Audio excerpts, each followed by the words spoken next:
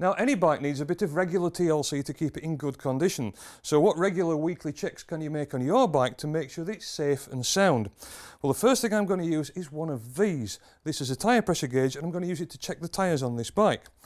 Now, not only am I looking at the tyre condition and the tread depth, but the pressure is quite important.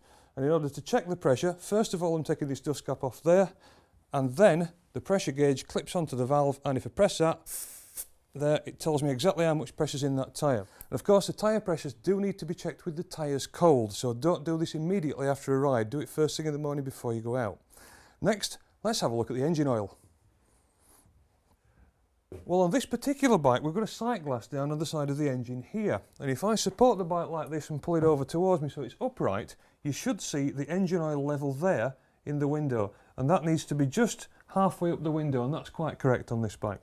If the oil level was low, then I could top that up by taking this filler cap out and just pouring some fresh engine oil into there. While I'm on this part of the bike, there's also a reservoir here for the rear brake fluid.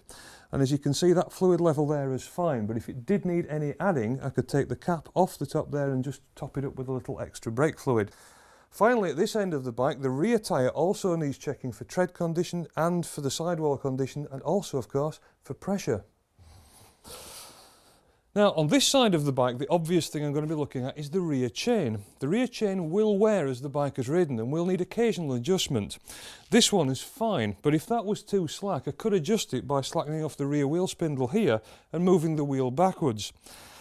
To keep the chain in good condition, it's also a good idea to give it an occasional spray with a good quality chain lube like this one.